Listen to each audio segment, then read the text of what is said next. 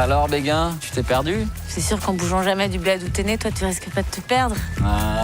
Contrairement au cours, là, il y a des moments beaucoup plus chorégraphiés. Mais pour rebondir sur ce que vous dites, non, je n'étais pas dans la performance vocale parce que de toute façon, je ne suis pas chanteur. C'est un métier tellement dur, c'est pas en 2 mois de prépa qu'on devient...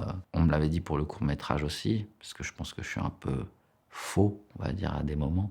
Elle dit que ça me rendait touchant. Alors écoutez, je prends...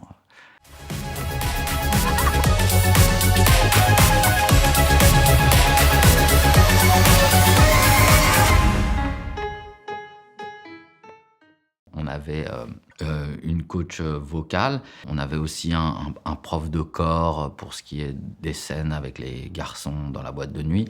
Donc voilà, c'est vraiment, on était très entourés. La prépa a été faite vraiment de manière méticuleuse, et très humaine et très douce. Donc voilà, c'est assez salvateur pour nous, comédiens, d'être dans une confiance affective et de se retrouver, d'être dans une équipe qu'on connaît.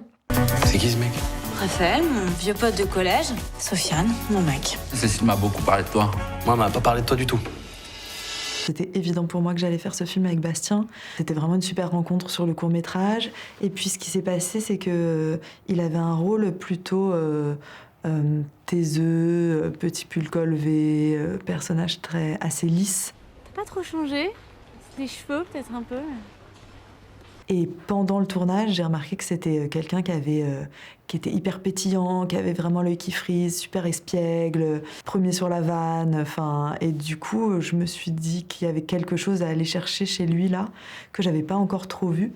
Et donc, on a écrit ce rôle vraiment pour pouvoir lui proposer une partition un peu différente qui, on l'espérait, allait un peu l'exciter, quoi. Je sais pas comment tu fais, parce que moi, je le trouve particulièrement insupportable. Mais moi aussi, je le trouve insupportable.